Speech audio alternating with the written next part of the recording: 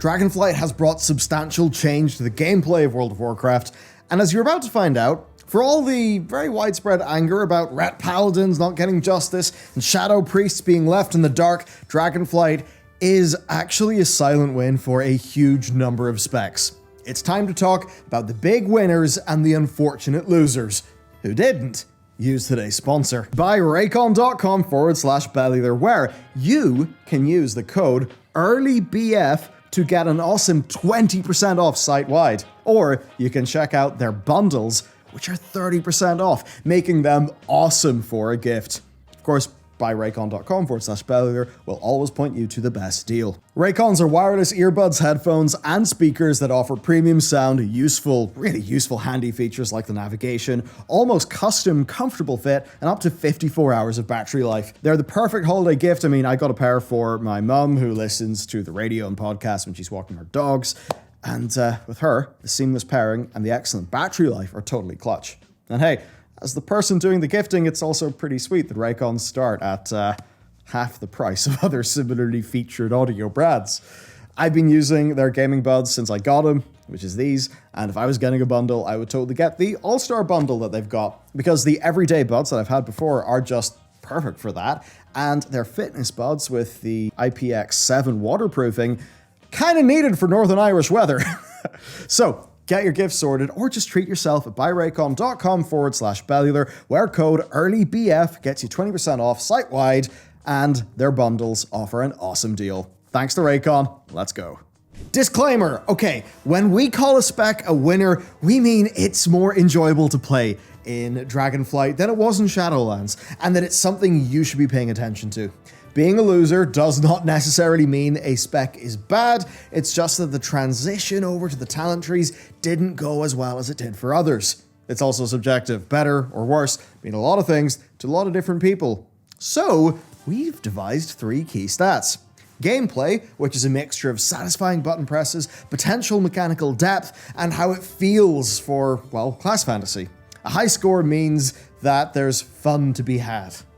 Effectiveness, which basically is how much a spec can bring outside of its core role.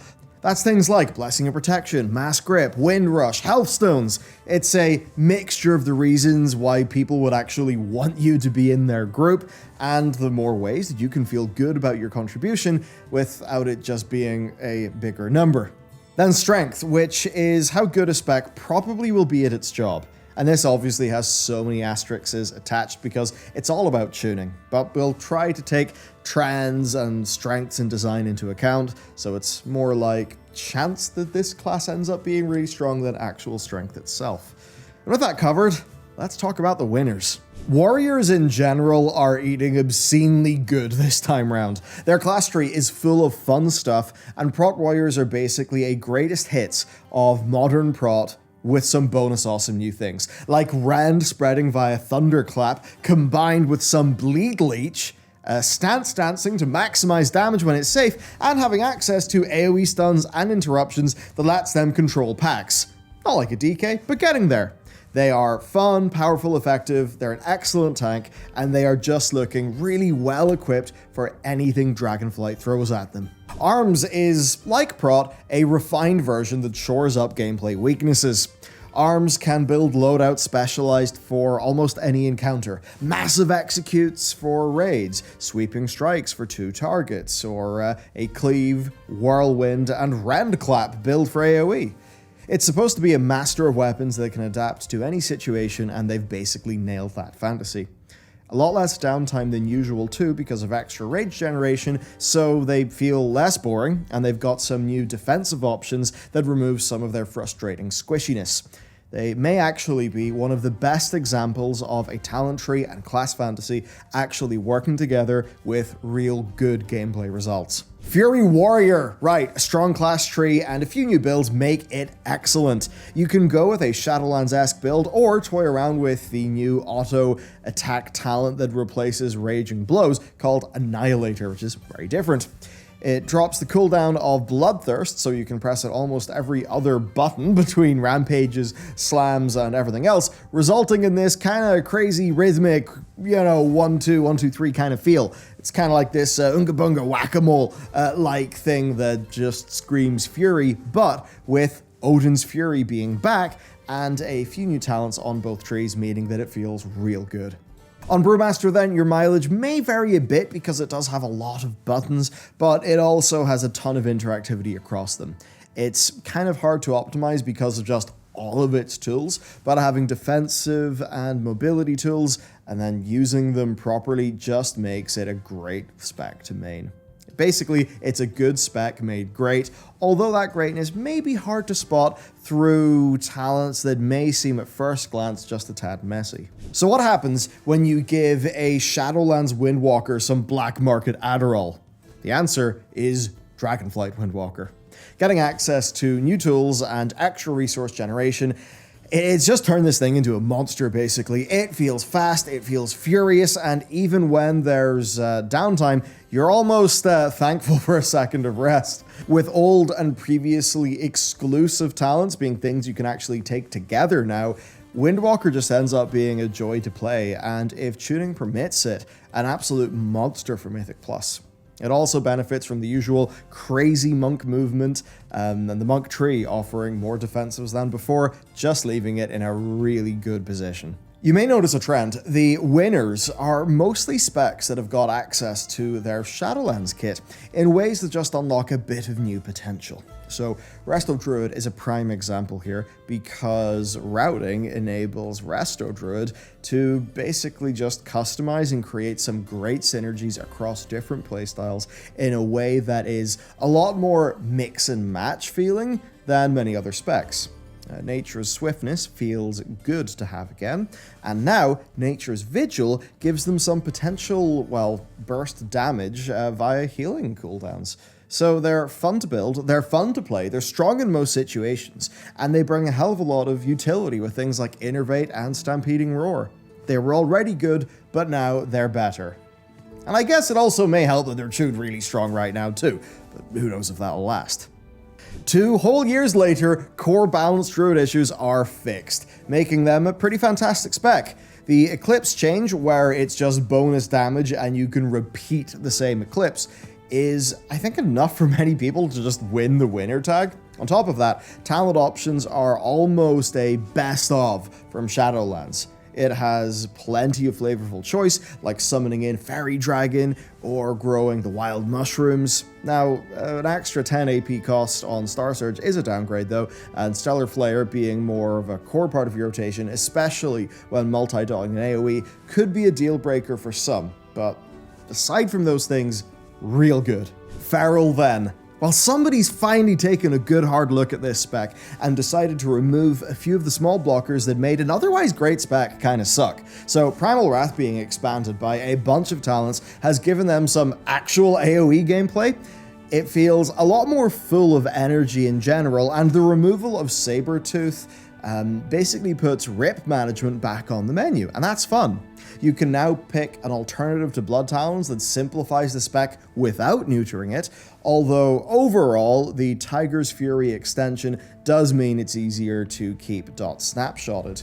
It's a slightly lowered skill ceiling, I suppose, but it's not like the extra effort was ever worth it in the meters. Overall then, it's left a fantastic talent tree and fantastic spec. Enhancement Shaman may just be the best that it's been in years, and it comes with a ton of great choice here. A full physical build rocking Doom Winds for big storm strikes feels great. A Hot Hand Lava Lash Flame Shock spreading build for Fire Nova is just satisfying as hell, and using Ice Strike and Hailstorm to get these like crazy big chain lightnings across a pack just feels like an amazing setup to sort of, well, set up and then execute. So that, Feral Spirits having high uptime and the ability to pick between these different builds as you like does show what a good talent tree can do. Now, you still can't use a two-hander to one-shot Wind Fury people in PvP, but the dual-wield elemental spellsword fantasy is just executed really well. Let's hope the tuning lets this one shine. For Elemental, there is a caveat. Lava Burst and Surge talents are currently super weak, so part of your choice is kind of dead.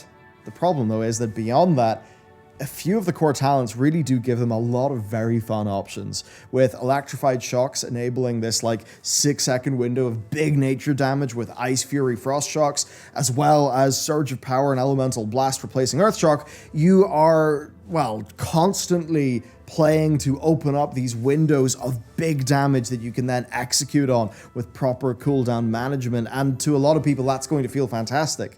You can also choose more simple talents for an easier time. There's a lot of choice in the tree as well, and plenty of fun to be had across the different talent builds. The class tree is also full of fantastic Shaman-flavored utility too. Affliction is a bit of a milder winner as a spec. Malefic Affliction, Doom Blossom, and Dread Touch add some complexity back into an otherwise perhaps a little bit lacking gameplay style, especially with Haunt and Single Target, or with Dark Glare and its new AoE upgrade talent. A good improvement on slightly boring gameplay bringing it up, though it obviously still does have some issues with rampant AoE. Nightfall now works with Drain Soul for a faster channel, which is quite a nice touch. Also, Warlock as a whole gets an S for effectiveness because, I mean, come on, they're like nigh unkillable. They're mobile when they need to be. They offer health stones to the whole team. They've got Gateway and Summon. So that does mean that Demo and Destro are also winners too, just slightly less improved than Affliction has ended up being. Outlaw Rogue is quite something, so 7 max combo points, Dreadblades is back, and Restless Blades affects it. Then Dreadblades just turns it into this turbo high-paced, crazy fast spec that honestly does feel great, and, well, it ends up producing its own cooldown, so in our testing, it's had between 30 and 50% uptime in a fight. So it's a blisteringly fast spec, and with the Rogue class tree, it's actually got access to a ton of fun toys and plenty of energy to hit buttons. It can still get wrecked in AoE during Blade Flurry downtime though, and if you don't like Roll the Bones, well, you're screwed. But outside of that, man, it's looking pretty damn good. Okay, unfortunately, it's now time to talk about the losers. These are the specs that just need a bit more love in order to not feel left behind. Okay, you probably knew this one was coming. Guardian Druid. Guardian just did not get the time and attention that it needed. The spec is boring, but effective. They got nothing really new or exciting, and there isn't really much choice in the talent tree. It feels uninspired and uninteresting, which is a stark contrast to the other 3 Druid specs, which were handled well, so let's hope that this one gets quite a lot of love relatively soon. Protection Paladin. While it does have some cool new damage-oriented talents, unfortunately for many, Blessed Hammer appears to now be a staple again, and while it does continue to be an amazing shield-tossing, off-healing fantasy, Prot does lose a fair bit in the transition. The class tree for Paladin hasn't returned much of Paladin's historic utility, and it feels like the Shadowlands version, but worse. You know, like not having Ashen Hollow as an example. That, then losing Holy Power generation from Avenger's Shield and being disproportionately hurt by the Dragonflight healing nerf has just overall left Prot Paladins feeling unloved and, to many, just a bit betrayed. Sadly, we've got to stick with the Paladins because of Ret. They do have some cool new abilities and potential builds, but there are severe balance issues and, really just things that limit their choice heavily. It's not terrible, it can still be a fun spec, but it does feel like it could need more. Having the worst mobility in the game and bringing nothing special to the table also puts Ret in a fairly frustrating position. There's been minimal developer communication that has also meant that they just feel a bit abandoned. And to continue the trifecta, unfortunately Paladins are just losing out in general. Holy is another example of players kind of just wondering what the devs were smoking. Prohibitive mana costs on damage abilities that are required to build the holy power you need to heal, a mastery that still doesn't make complete sense for being a melee healer, balance issues that push towards a weird unintuitive playstyle, the loss of Ashen Hollow, just everything about Holy feels like they stopped like 60% of the way through fixing problems on beta. All of the class tree talents are also here as a present problem too. So at its core, it's a good spec, and Dragonflight did bring back some cool abilities and builds, but it does have identity issues and just things that stop it from feeling amazing. Shadow Priest. Essentially, it's Identity Crisis the spec. There's lots of fun ideas, but like our other losers, they haven't actually had time to iron out all the issues. Resource generation issues, Mind Spike isn't fully integrated with the talents, the idle capstones are a great idea, but are all passives and don't interact perfectly. Mindflay Insanity feels great, as does Mind Spike's 1-1-2 sort of rhythm with Mind Blast, but problems with multi-dotting and Blizzard being unwilling to give Shadow Priest its, I guess, Legion level skill ceiling with crazy Void Form shit, that just feels not great. So it's not a bad thing to play on paper, but there's just small issues that make it frustrating. Now that does mean that 10.1 or 10.2 could end up making this one of the best things in the game, because the scaffolding and the structure of a brilliant spec are actually there. It just needs to be built. And also, rip Ghost Spam, which is kind of sad. Frost Mage. They rebuilt the Shadowlands Frost Mage, which unfortunately includes all of the talent options and ideas that they cannot balance correctly. So it still is a very low effort, Flurry, Ice Lance, and Hold Your Frostbolt key spec, despite all the potential that exists with things like Glacial Spike and Ray of Frost for fun. Now, a good thing is the change to a charge system for Flurry.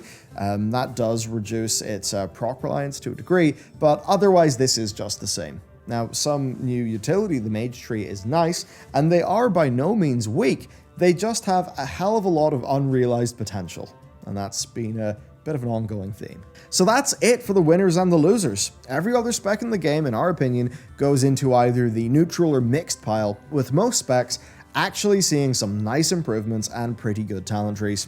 So that means that if Blizzard can sort of take notice and make sure this loser pile gets updates over the next few patches, then Dragonflight, balance issues aside, could be in an overall insanely good spot. I mean, we were genuinely surprised going through every spec in the game and just seeing how many of them have actually been improved, to the point where it does actually make the alt-friendliness of Dragonflight almost a problem, because the temptation is to play far too many of them, which does mean more class content to come, because I am pretty sure I'm going to have quite a lot of alts this time around.